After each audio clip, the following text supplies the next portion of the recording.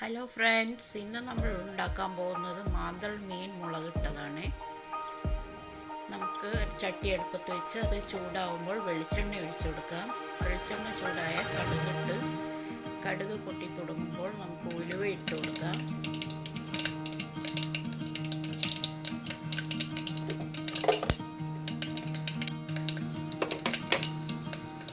ഉലുവ ഒന്ന് ചുവന്ന് വന്നതിന് ശേഷം നമുക്ക് വെളുത്തുള്ളി ചെറുതാക്കി അരിഞ്ഞത്,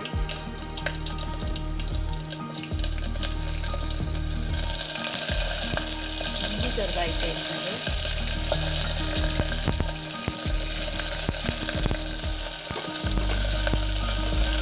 രണ്ട് പച്ചമുളക് കീറിയത്,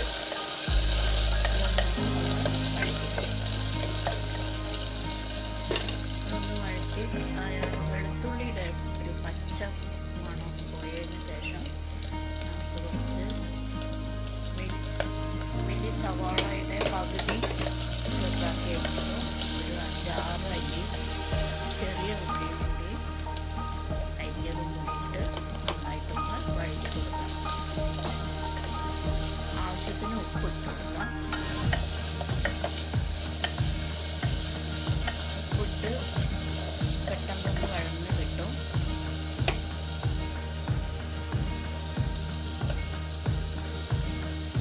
അതിനുശേഷം ഒരു തക്കാളി നമ്മളാക്കിയത് ഇട്ട് കൊടുക്കാം. എല്ലാം കൂടി യോജിപ്പിച്ച് നന്നായിട്ടൊന്ന് വഴറ്റിയെടുക്കാം.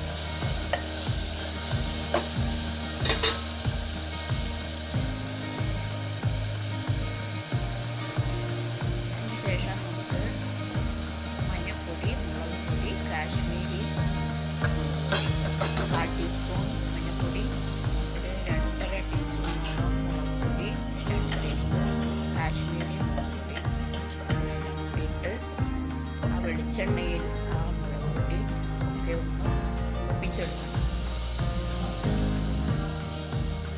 അത് മൂപ്പിച്ചെടുത്തതിന് ശേഷം ഒരു ചെറിയ നാരങ്ങ വലുപ്പത്തിലുള്ള വാളം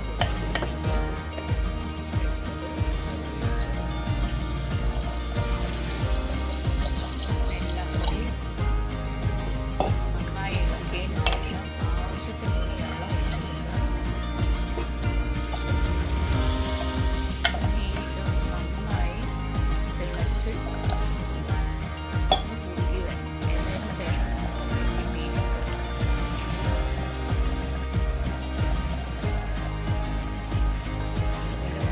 നന്നായി കുറുകി വന്നതിന് ശേഷം ക്ലീനാക്കി വെച്ച മാന്തൾ മീൻ അതിലേക്ക് ഇട്ടു.